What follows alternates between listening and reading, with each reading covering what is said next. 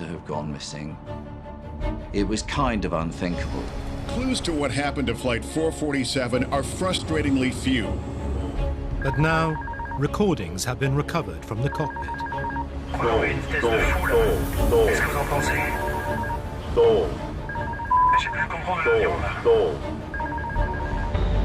These incredible tapes don't only reveal what caused the crash.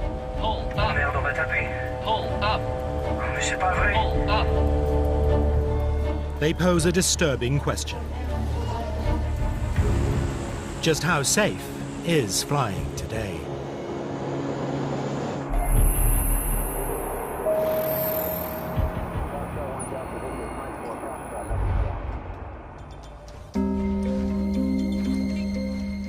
May 2009, Rio de Janeiro, Galeão International Airport, 7 p.m. local time.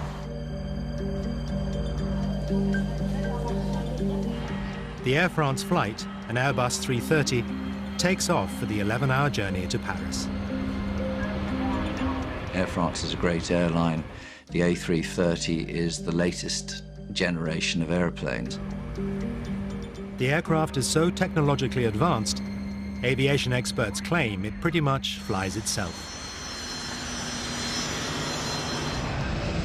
The pilots will be flying the aircraft manually during the takeoff.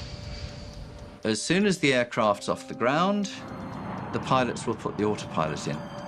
Then it doesn't come out until the last 500 feet of the descent. They trip the autopilot out, and then by the time the aircraft's come to a halt off the runway, you've had about 2 minutes flying. So it's about 4 minutes of flight. There are 228 people on board from 32 different countries, including 5 from the UK, but the majority are French.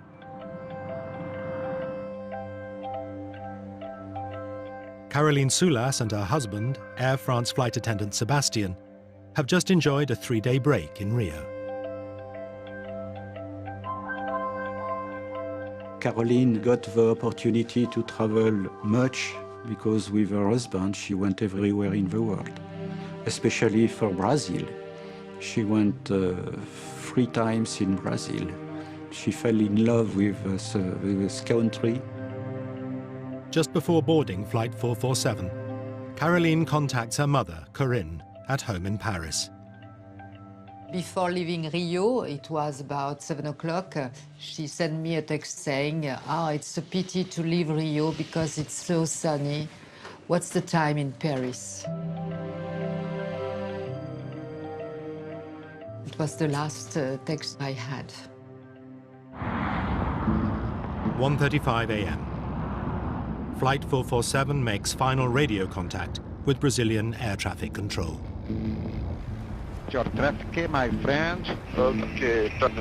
The plane leaves Brazilian airspace and now flies into a radar dark spot in the middle of the Atlantic. The aircraft will be out of radar contact until it comes within range of Senegalese air traffic control. It was right in the middle of the big gap, in the middle of the ocean.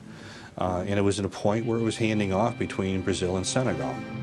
Most people don't realize that communications over the oceans are actually pretty spotty. And in this case, they were extremely spotty. 3:45 a.m. 2.5 hours after leaving Brazilian air control, Flight 447 still hasn't appeared on the radar screens in Dakar. They were slow to recognize, first of all, that the aircraft had gone missing. Senegal didn't sound the alarm very quickly.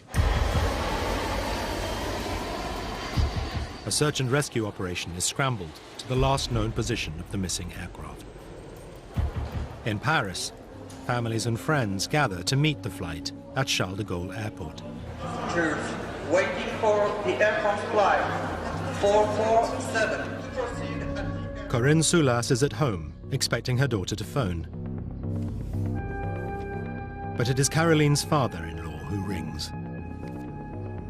I receive a call asking me which was the number of the flight because he has heard on the TV or on the radio that a plane has disappeared. And I didn't know that. So I began to to be afraid. And when I saw every text on the TV or hearing the radio, I became folle, comment on dit? Mad. I became mad. Caroline's father, Robert, was working abroad when he heard the news.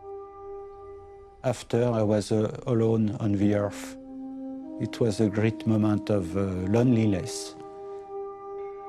I couldn't imagine the loss of Caroline. It was not possible. Within hours of the disappearance, Air France makes an announcement. This is a catastrophe, undoubtedly, and we have lost an aircraft with 228 people on board. Flight 447 has seemingly vanished. No mayday, no trace on radar, no witnesses, and no sign of wreckage. Clues to what happened to Flight 447 are frustratingly few. There was so little information available initially. Did the aircraft just go missing? Has it actually crashed? Where was the wreckage? The crew showed no sign of alarm because if they were seriously alarmed by something, they'd have made an emergency call to air traffic control, but they didn't. And the fact that there was no distress signal, what does that say to you? It could be, dare I say, a bomb or something like that. First thing people think about now, post-2001, is terrorist attack. When French intelligence officers check the passenger list, they spot names they suspect are linked to radical Islamic organizations. Only the wreckage could confirm or disprove the bomb theory, but they cannot pinpoint where the plane went down. The difficulties for Air France 447 were huge. Firstly, the aircraft crashed in an area where there was no radar coverage, so it was not possible to locate where it had hit the sea. So the search area was enormous. They were looking over an area of 17,000 square kilometers. On June the 6th, 5 days after Flight 447 disappeared, fragments of wreckage, along with 50 bodies, are discovered approximately 600 miles off the coast of Brazil. The find rules out a bomb. The plane was in one piece when it hit the water. The fact that the bodies that were found floating on the water came from many parts of the aircraft, as when they were identified, gives some indication that the aircraft was intact and the people were still inside it when it struck the water. But if an explosion didn't down Flight 447, what did? How can such a sophisticated, expensive machine have such a large, profound loss of life? There was a very strong hunger and need to know why it happened, both for the families and also for future safety. With over 600 Airbus A330s in daily service worldwide, it's vital to find out what caused the crash. The answers could lie in the plane's black boxes, but they are lost 2.5 miles down on the seabed. I want to know exactly why my daughter died. The reason why.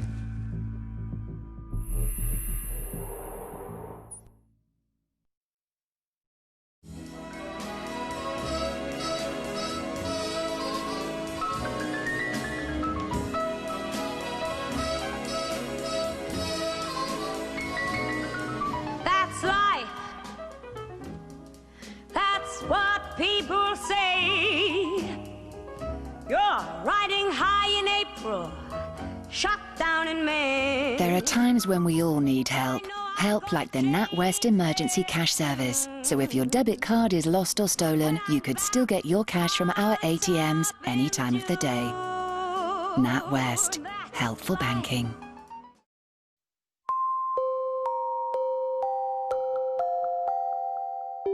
At Lexus, we didn't just create a premium compact car.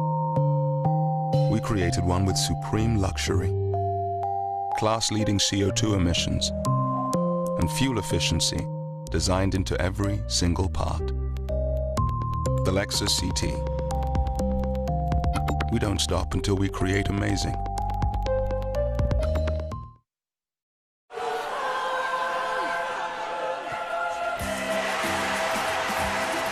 Nothing beats the feeling of watching live goals. Enjoy them in stunning high definition or wherever you are with Sky Go. Every goal matters. Don't miss out this season. To join or upgrade, call 08442 410 401 or visit sky.com/Sky Sports now. Sky. Believe in better. What happened to all the milkmen? People don't just disappear. Unless they're kidnapped and forced to steal our Cravendale. Brainwashed by the Thumbcat regime.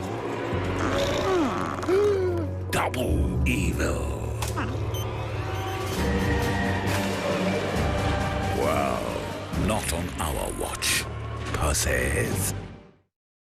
New Flora? Yeah. What's new about it, Mum? It's 80% less saturated fat than butter. It's better because it's healthier. No, Mum. It's tastier. No, love, it's healthier.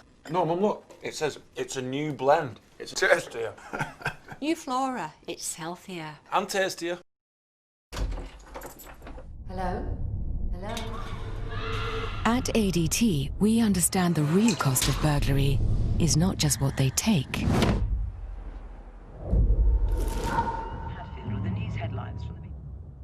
It's what they leave behind. Which is why our monitored alarms provide round-the-clock security for round-the-clock peace of mind. ADT, always there. Wow! That's right, wow! Have Poundland got some amazing value? 100% extra free top brand deals for you, you betcha. They know times are tough, and you savvy customers are on the lookout for a bargain. So that's why Poundland give you value you can trust. Inflation-busting style. Wow deals. They're cheaper than other shops. And could you live without it? No, not really. Wow! You go to Poundland? I do. Poundland! It's almost too good to be true. How do they do it? You tell me. Find out if you're really getting a bargain in Dispatches, Secrets of Poundland, tomorrow at 8 on 4.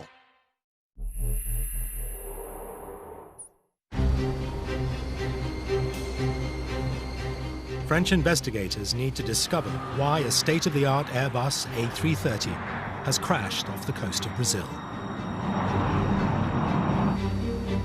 They believe the missing flight data black boxes can solve the mystery. It was possible that we would never find the black boxes, and certainly there have been accidents in the past where the black boxes have never been found. A French nuclear submarine is enlisted to join the search.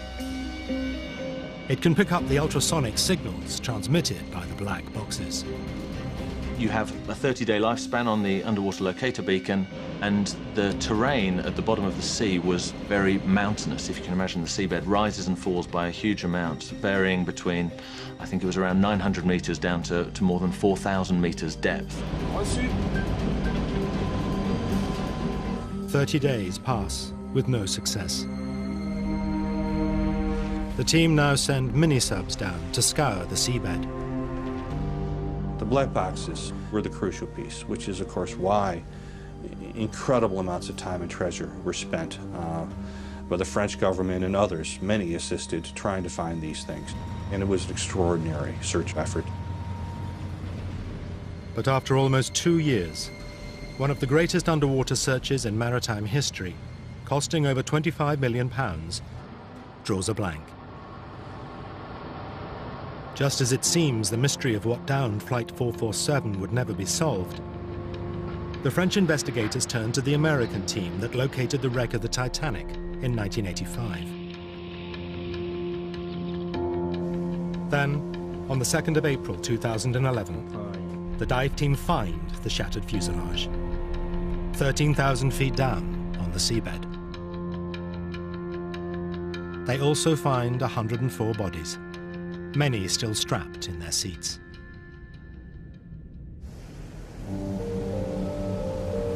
Quite a few of our families were literally kind of on tenterhooks waiting for a call as to whether their loved ones have been found. And for families that then get the call saying, sorry, we haven't found it, their hopes have been raised up, then dashed again. 74 bodies remain missing, including that of Caroline Soulas. It was a nightmare, a new nightmare for a lot of families. But deep under the Atlantic, the divers are still searching the wreckage. Until, at last, they find what they are looking for, the black boxes. When they did find them, it changed everything, because now we started really getting a clear picture. The families and friends of the 228 people who died now have a chance to find out what really caused the crash. The black box data will unravel the precise sequence of events that led to the loss of the aircraft. The actual recordings have not been publicly released, but actors will read a transcript documenting the final, terrifying minutes leading up to the crash. Je crois qu'on va à une vitesse de fou là. Qu'est-ce que vous en pensez? Remonte, remonte, remonte, remonte! Flight 447 leaves Rio and heads north, following the east coast of Brazil. In charge of the plane is Captain Marc Dubois, aged 58, with almost 11,000 flying hours under his belt. The second pilot is 37-year-old David Robert, who's clocked up over 6,500 hours. The third pilot is Pierre-Cédric Bonin, whose wife is also on tonight's flight. Aged 32, Bonin, with just under 3,000 flying hours, is the least experienced member of the crew. Bonin is sitting in the cockpit's right-hand seat.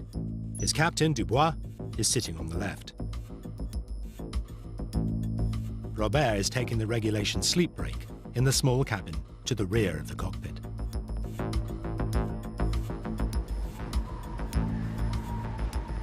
Dinner service is over, and the cabin lights have been dimmed.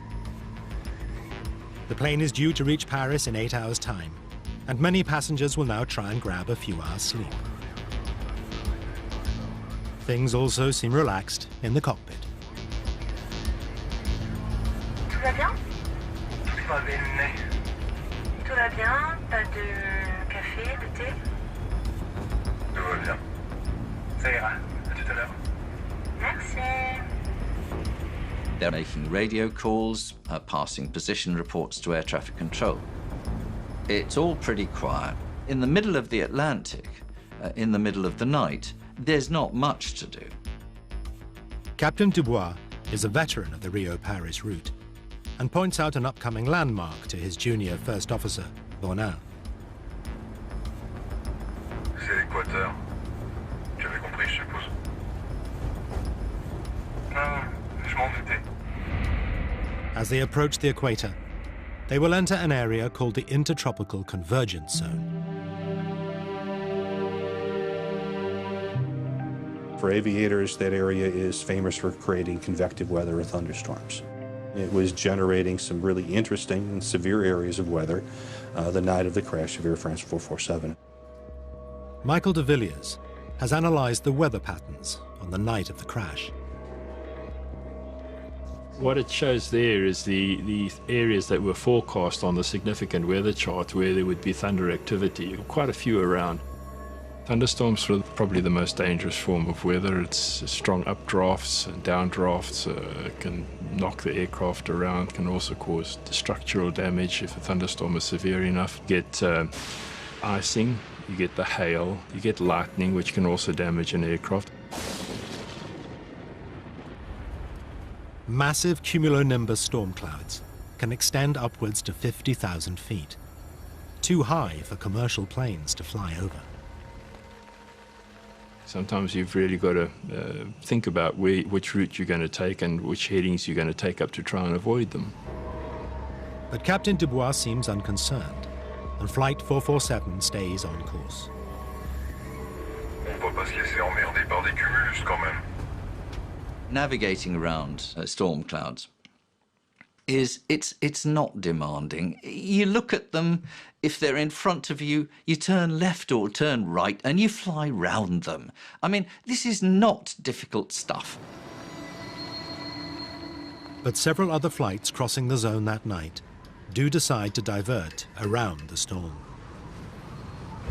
Il neige. 209 nœuds. Il y a un truc droit devant et il y en a un autre derrière. Hein? Oh merde, non. Baisse un peu la lumière intérieure pour voir dehors. Ouais. J'allume les feux pour voir. Ah voilà. Quoi? On dirait qu'on va rentrer dans les zones nuageuses. 1:51 a.m. Now the dimmed cockpit is suddenly lit up.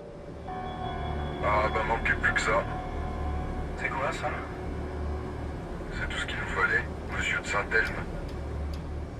Veteran pilot Dubois recognizes the bright flashes as St. Elmo's fire, a spectacular electrical phenomenon common in the tropics. There were a number of unusual things that started to happen. There was apparently a blue glow that was St. Elmo's fire, and that projects a very odd and eerie light into the cockpit. The St. Elmo's fire is just a discharge on the windscreen. There's heavily charged ice pellets hit the windscreen and they discharge electricity on it, so you get these patterns going up the window. J'avais pas l'impression qu'il allait y avoir de l'orage. Il va y avoir des turbulences quand j'irai dormir. David Robert, who was having a break in the small cabin at the rear of the cockpit, will shortly swap places with Captain Dubois. Bon, bah y a plus qu'à le réveiller, hein, c'est ça? Before Robert arrives, Captain Dubois wants to establish who's going to fly the plane while he's on his break. Ouais, c'est qui le pose? C'est toi? Bon, il va prendre ma place. This means Bonin, with the least amount of flying hours on his record, will pilot the plane until the captain returns. If a captain is going on the break, you would have thought that the priority would have been to have the most experienced person in charge of the aircraft and sitting in the appropriate seat. T'as dormi? Moyen. T'as pas dormi? Il a dit moyen. Bon, allez, je me casse. Bon, ça va. Bon, les petites turbulences qu'on vient d'avoir, t'auras les mêmes après? I did find it interesting that for what I thought we were certainly the most busiest part of the flight in terms of weather avoidance, that the captain decided to take rest for that. I would have thought that would be the bit the captain would want to stay for. The decision he made, in his mind, he was quite happy with it. In hindsight, us looking at it, maybe it wasn't the best decision. Minutes after Captain Dubois leaves the flight deck, the weather deteriorates. On va les appeler à la veille pour leur dire. Oui? Oui, Marlène, c'est Pierre devant. Dis-moi, dans 2 minutes, on devrait passer une zone où ça devrait bouger un peu plus. Il faudra vous méfier. D'accord. On s'assoit alors? Ouais, je pense que ça serait pas mal. Je te rappelle dès qu'on est sorti de là.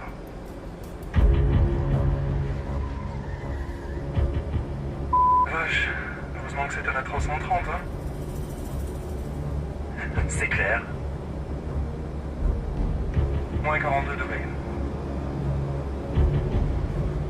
Robert suggests changing course to avoid the storm clouds.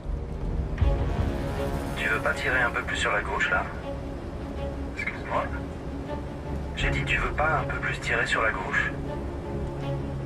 As Bonin steers the plane 12 degrees to the left, a sharp, chlorine-like smell spreads through the cockpit. T'as touché la clim? J'ai rien touché du tout. Si c'est pas la clim, c'est quoi cette odeur? C'est l'ozone. Robert, who's flown many trips across the tropics, instantly recognizes the strange smell, but it seems to startle his younger colleague. C'est quoi ça? C'est un rapport avec le FIT? Non, l'ozone, c'est de l'air chargé d'électricité. Non. Ah non, d'accord. There were unusual smells in the cockpit. There were electrical disturbances and electrical phenomena around St Elmo's fire and so on. So there are many things that can contribute to degraded pilot performance. 2:10 a.m. A loud sound is heard in the cockpit. Experts analysing the black box tape believe it's the sound of ice crystals hitting the aircraft. Then, an alarm is triggered. The alarm warns the crew that the autopilot has shut down and handed control back to them. Je les commande. D'accord. Bonin is sitting in the right-hand seat and takes manual control of the plane. His more experienced colleague, Robert, is now effectively co-pilot. What the crew don't realize is that the plummeting temperature has caused ice to block 3 vital sensors, called pitos. The pitot system, which basically detects the speed of the air against the aircraft, ended up becoming blocked. Therefore, that effectively dropped to 0 and they lost all speed indication. The aeroplane, while it's in autopilot, suddenly said, "We know we're getting rubbish information here. We cannot deal with rubbish information, therefore we're going to trip the autopilot out and hand it back to the pilots." This is where they start earning their money. But it's not an emergency. It just means that there is no forward speed information. In theory, when the ice melts, the pitot sensors will work again. The drill is do nothing. Literally, just fly the aircraft, continue to fly it straight and level, leave the power where it is, because it's been working pretty well for you up until this point. If the crews touch nothing, the aircraft will remain fairly stable while they sort themselves out and get the aircraft into a safe flight configuration. In the case of Air France 447, there was almost an immediate reaction by the pilot flying, and that actually made the situation worse. We will absolutely never know why the pilot responded in the way that he did.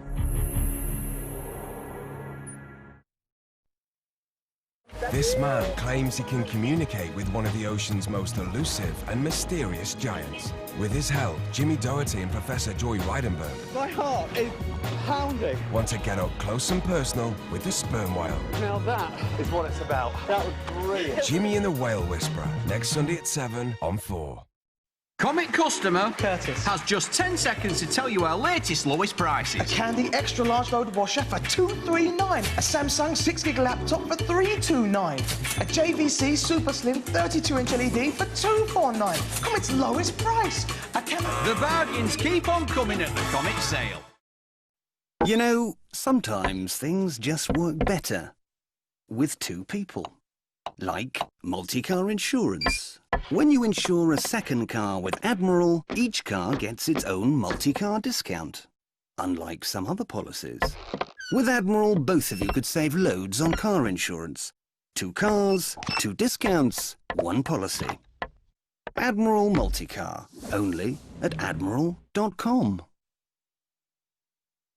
Red or blue, Yakult is fat-free. Yakult Light has fewer calories and still has billions of bacteria. Yakult, a bottle for you every day. I would love to share my 2 Oreos. Yeah? But I can't. Why? Because they're best friends. New Oreo snack packs, ideal for lunchboxes.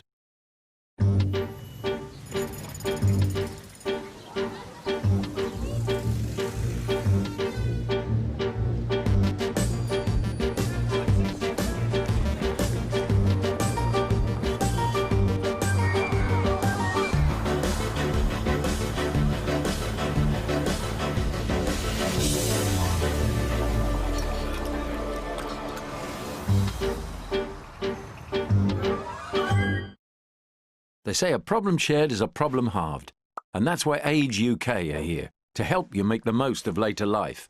So if you need advice, get in touch. Age UK can help you stay independent in your own home, find the right care for you or a relative, or help you stay active and healthy. They may even be able to help you get more money if things are tight. For your free guide about the little things you can do to stay independent, give Age UK a call or visit their website. Sponge cake. What are we making, Mum? Thought we'd try something new. Sizzling steak. Like an experiment? Sort of. Like Einstein? Pretty much. Wow! Delicious sizzling steak with caramelised red onion. Just one of the Maggie Fresh Ideas range. Mum's a genius.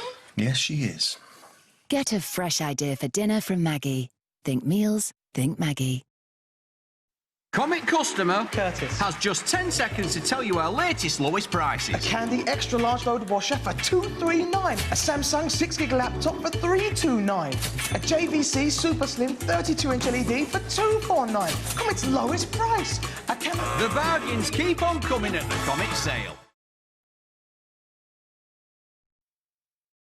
Imagine living your life in front of 50 people and they would help you make a big decision. This is why I'm here, because I don't know. Why do you feel like you're not enough? The groundbreaking new series, The Audience, continues Thursday at 9 on 4.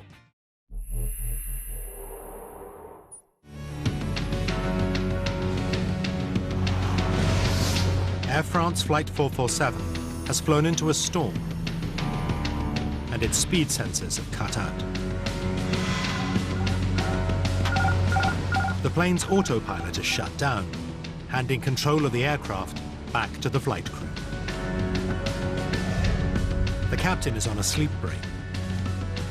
First Officer Bonin is now flying the plane manually. His fellow officer, David Robert, with many more flight hours experience, is handling radio comms. Je les commande. D'accord. Bonin controls the plane with a side stick. He had the side stick in his right hand, and he just yanked it backwards. In layman's terms, what the pilot flying did was pull back on the control stick, which caused a change in the pitch attitude to go nose up, causing the aircraft to climb. The black box data confirms why Bonin wanted the plane to climb. The aircraft instruments showed a loss of altitude of 400 feet or so. But when the speed sensors froze up, the instrument displays gave the pilots false readings of their speed and altitude. It was not an actual loss of altitude. It was only instrumental. It was false. It was wrong. Ça n'affiche pas la bonne vitesse. On a perdu la vitesse, c'est ça?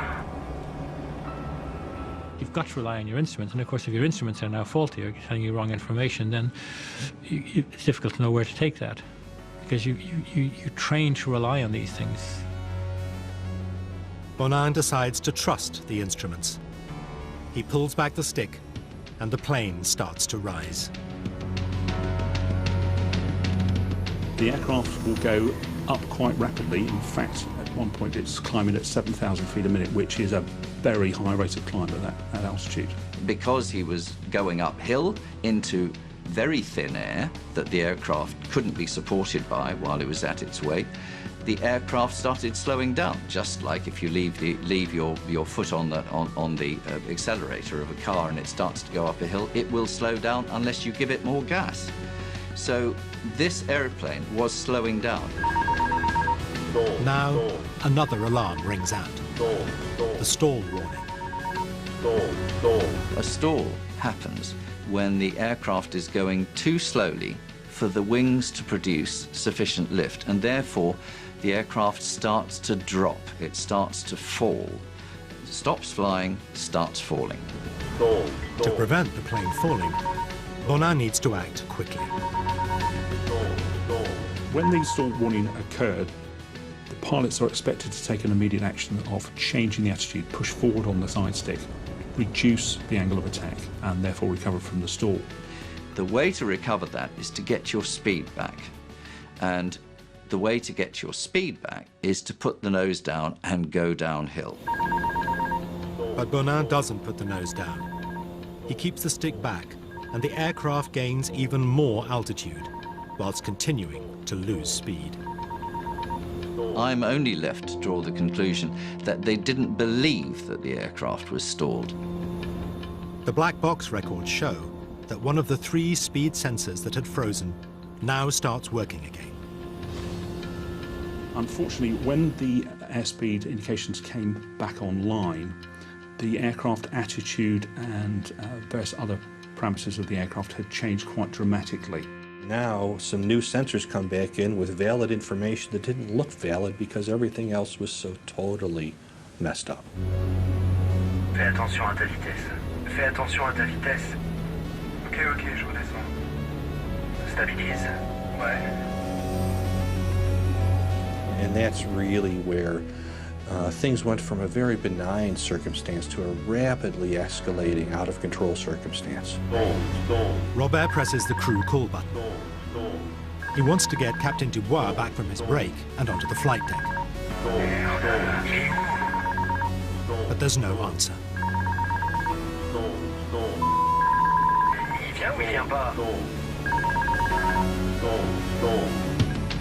Air France 447 is now 7 miles above the sea and still climbing. Whilst you're going up very, very fast, the speed is decaying very, very rapidly. If you kept pulling back, then you'd increase the rate of climb to a point, and the speed would decay until you got towards the point where the aircraft stalled. And then everything changes very dramatically. Now, at nearly 38,000 feet, Flight 447 starts to drop.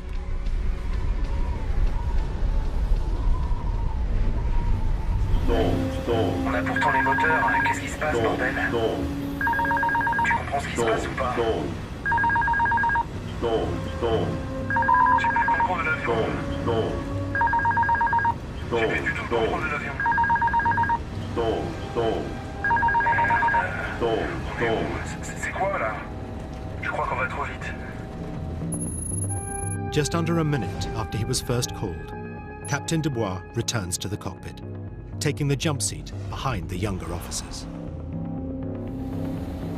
Bon, qu'est-ce qui se passe là? Qu'est-ce que vous foutez? Mais qu'est-ce qui se passe? Qu'est-ce qui se passe? Je sais pas ce qui se passe. On perd le contrôle de l'avion. On a totalement perdu le contrôle de l'avion. On comprend rien. On a tout tenté. When the captain emerged onto the flight deck, that was a point at which a fresh set of eyes could have made sense of what was actually going on, and there was still time to recover the aircraft. There wasn't any conversation about here's what happened and here's how we got into it. I think it would be very difficult for somebody just walking straight onto a flight deck to suddenly instantly determine, oh, you are in a deep stall descending at 10,000 feet a minute with a high nose attitude, you need to do this. Alors tiens, prends ça. Prends ça. Le problème, c'est que j'ai pris de l'avion. D'accord. The variometer, the instrument that measures the vertical speed of the aircraft, has stopped working. J'ai plus rien qui s'affiche. On n'a pas une seule indication valide. They were faced with unreliable indications of things, and they were trying to make sense of what was reliable and what the aeroplane was actually doing. So they were struggling to know what you could believe and what you couldn't believe. Because Bonin is still pulling the stick back, the nose is up and the plane is stalling. Je crois qu'on va à une vitesse de fou là. Qu'est-ce que vous en pensez? He thinks the plane is going too fast and moves to put on the air brakes. At that point, that's absolutely the wrong thing to do. The problem already was going too slow and not having enough lift. The speed brakes would have made that worse. David Robert rapidly overrules the man flying the plane. Non, non, surtout sors pas les freins. Non? Ok. Les sors pas. The aircraft now falls to below 30,000 feet, but they still have time to recover the situation. If they had stuck the aircraft's nose down and applied a decent amount of power, they could have recovered completely from the stall and, with an undamaged aeroplane, resumed the flight. Robert now takes over control of the plane without issuing the customary verbal acknowledgement. But he doesn't realize that Bonnat is still pushing back on his stick, and the crew concentrate on getting the wings straight, rather than powering the plane downwards, out of the stall. Les ailes sont horizontales, non? Les ailes à plat, là. Aligne la redresse sur l'horizon. Sur l'horizon. They didn't understand what was happening to the airplane. They didn't have it. The picture they had in their head of what was going on was so confused that the actions they took, which they hoped would recover the airplane, were absolutely the wrong actions. On tire, qu'est-ce que t'en penses? Qu'est-ce que t'en penses? Qu'est-ce qu'il faut faire? Je sais pas. On descend. They were suddenly faced with something they'd never experienced before, and therefore there was a moment of complete shock, and known as the startle effect. A lot of things were happening all at the same time, and they didn't quite know exactly what was happening. Non, tu montes là. Alors on descend. Tu montes. Merde, c'est pas possible. We'll never know what was going on actually in the heads of those pilots. All we know is that they were confused. Exactly what picture they had of what was going on, we'll never know. The stall alarm, having rung 58 times, now cuts out. The computer stopped telling the pilots that the aircraft was stalled because it had gone into realms that the computer just didn't recognize. The computers have switched off. They've said, sorry, there's no information here that I can work with, so I'm out. The ocean is now just 20,000 feet below the rapidly descending plane. The aircraft went down that way with an average rate of descent of 10,000 to 15,000 feet a minute. That is quite a lot. And that means there was an awful noise. The aerodynamic noise was terrific because there was so much turbulence being generated by the wings. Robert thinks he is flying the plane, but doesn't seem to realize that Bonnat is still pulling back on his stick and still keeping the nose of the plane up. Attends, moi j'ai les commandes. C'est moi qui ai les commandes, non? It certainly appears that there was a breakdown of the discipline and communication with it on that flight deck. Ça y est, on va arriver au niveau centre. Flying through, they saw flight level 100, which is 10,000 feet. I think that was a point where we went from, we have some time to figure this thing out, to like, we might not be able to save ourselves. This aircraft was falling out of the sky like a stone. It was absolutely not flying. It was falling. And it was falling with its nose pointed upwards. Remonte. Je garde à fond là depuis tout à l'heure. Captain Dubois now gets the vital information. He realizes Bonnat has been pulling back on the stick, pushing the nose up, and stalling the aircraft. Non, ne remonte pas. Non, descends. To get out of the stall, Robert knows he must get the nose of the plane pointing downwards. Alors donne-moi les commandes. À moi les commandes. Vas-y, fais les commandes. Attention, tu cabres. Je cabre. Il faudrait là, on est à 4000 pieds. Tu cabres là.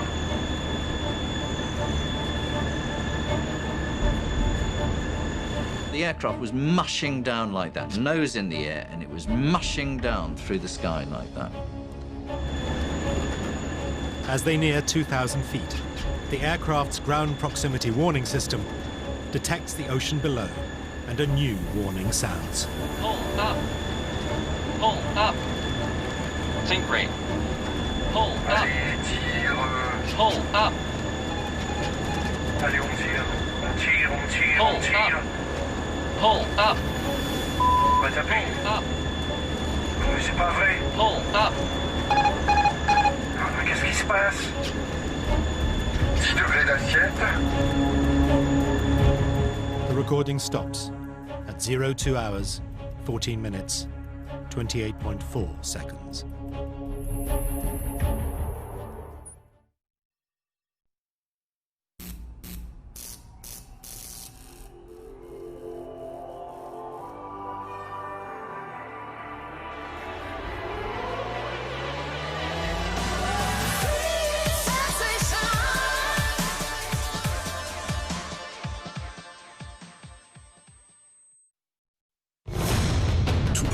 Why we fight is to ask why the leaves fall.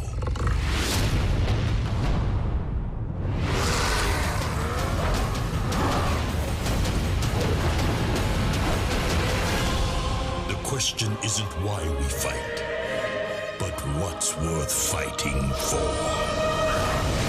World of Warcraft, Mists of Pandaria. Pre-order now at warcraft.com.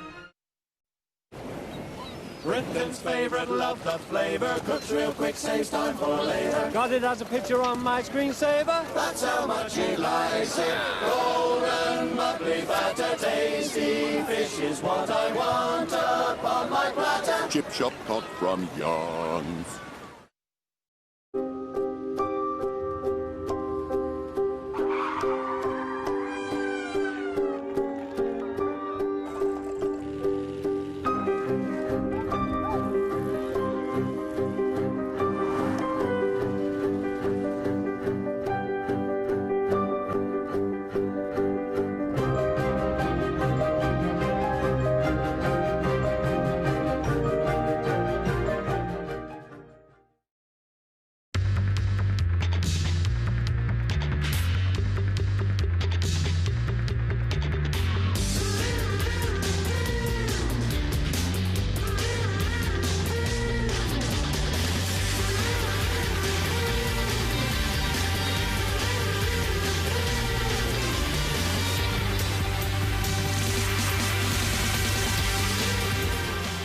Sours Raspberry. It's time you tried it.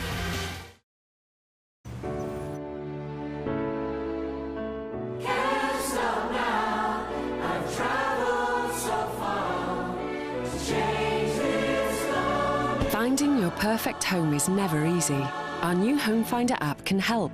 It gives you all the tools you need to find and buy your perfect place. It's free to download now. Making it easy to find and buy your new home. Halifax, the people who give you extra.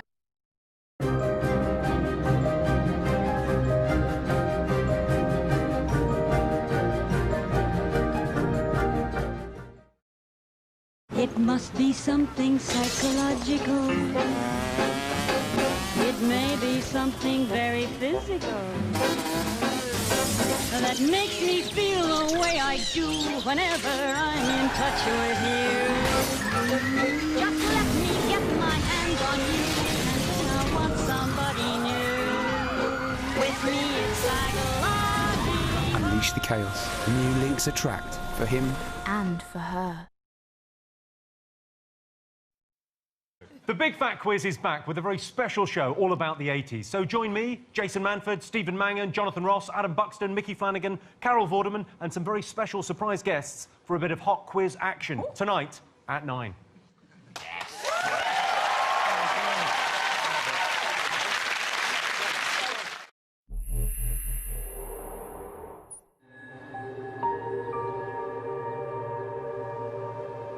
228 people died on Air France Flight 447. The crash also shattered the lives of families and friends. Sebastian Vedovati and Caroline Soulas met in 2003 on an Air France flight to San Francisco.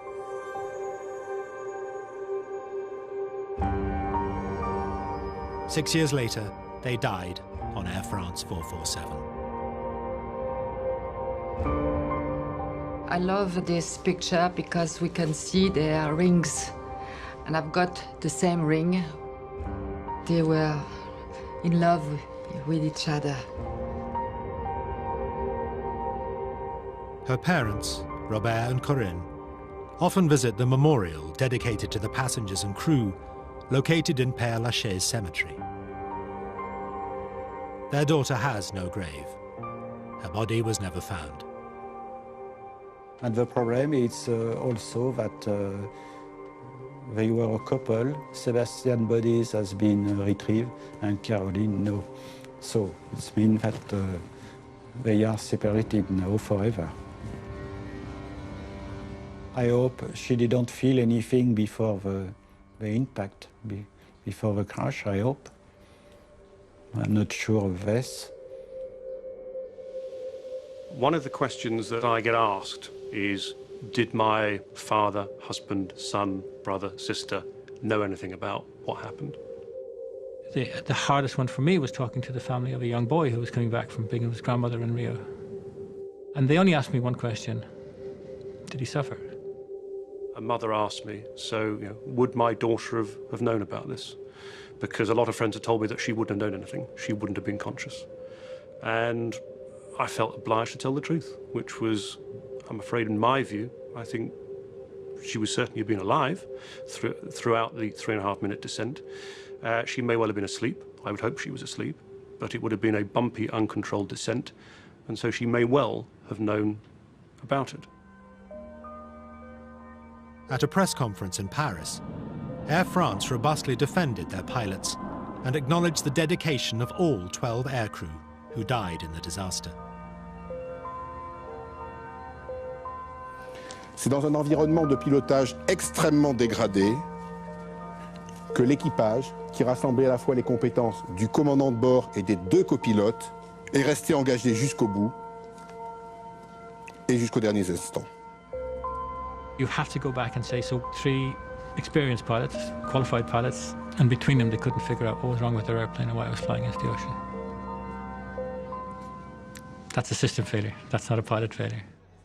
A report by the BEA, the French Safety Investigation Agency, found that the disaster was the result of both technical and human factors that started when the AF447 speed sensors, called pitos, malfunctioned and tripped the plane out of autopilot. Thales, the manufacturer of the pitos, state the tubes had to operate under severe environmental constraints that were well outside of both the specified parameters and certification requirements. But this wasn't the first time that this type of pitot tube had failed. EASA, the European Aviation Safety Agency, were aware of 17 cases of pitot failure from 2003 to 2008, but state it was not reported to them that crews had difficulties in addressing the situation. The pitos had been qualified to high standards and therefore did not justify mandatory action. Air France knew there was a problem with the pitot tubes, and by agreement they were going to phase in these replacement working pitos over a matter of months. But what they weren't going to do is to ground all their Airbus aircraft whilst these new working pitos are retrofitted. They felt that they could operate safely, in their opinion.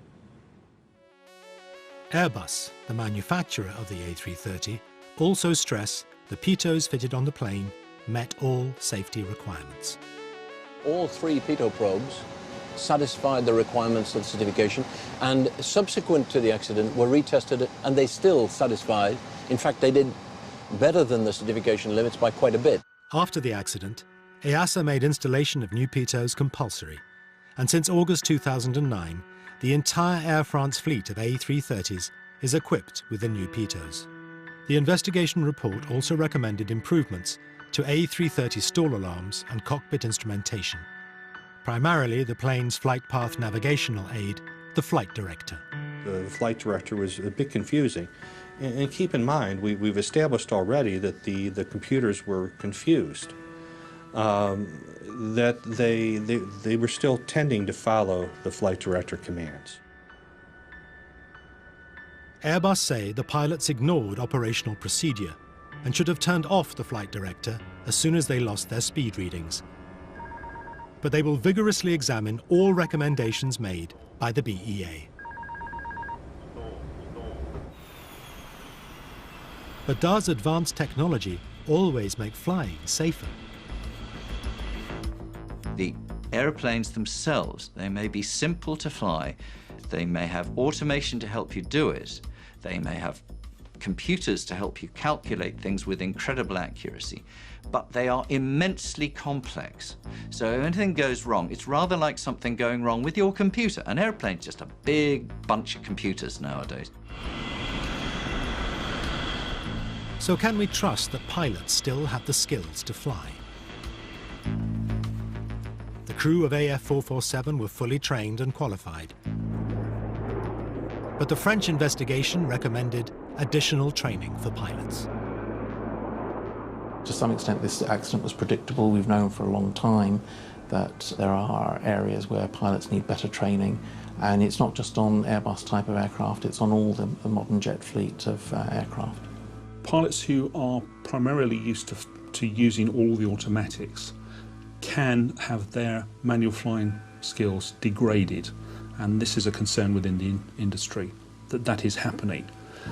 Therefore, if you have an unusual situation that perhaps they haven't trained for, then it does rely on a discipline and appropriate training for those pilots to be able to say, I can still fly this aeroplane.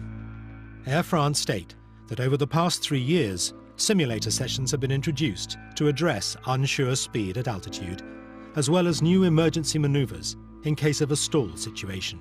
EASA say they are reviewing all safety recommendations made by the report, and if necessary, will then take measures to improve aircraft equipment and decide on additional training requirements.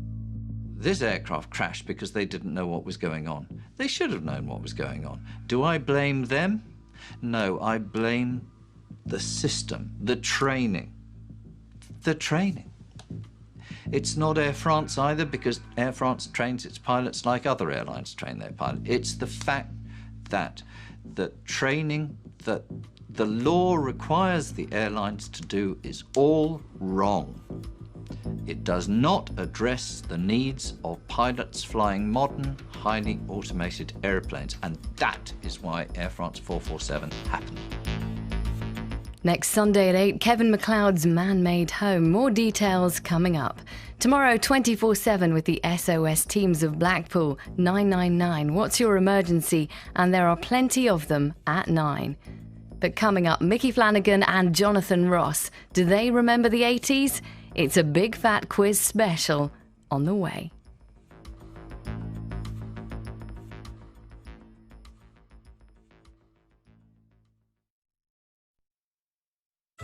I want it to be the shed of my imagination. Kevin MacLeod is going wild in the woods. It's about making and doing rather than buying and consuming. Repurposing and recycling to build his off-grid dream home. Do not want to screw this up. And he's doing it all with his bare hands. That's the whole point about a shed, they're for trying stuff out. You remember that thing we shared? This is it. Going off and doing stuff you've never tried before.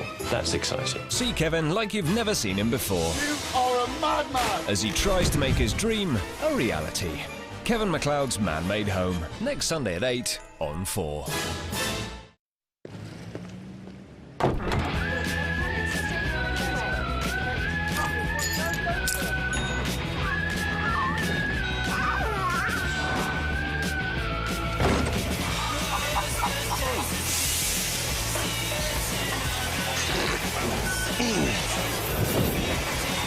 Keep that, hold it. And down.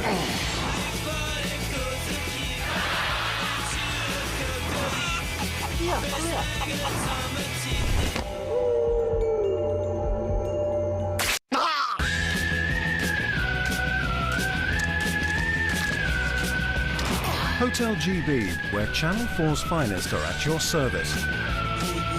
Opening soon on 4. What could possibly go wrong? Alan's back, Chatty Man with Gok1 and Pink at 10:35. But first up, Acceptable in the 80s. A big fat quiz special now with strong language and adult humour.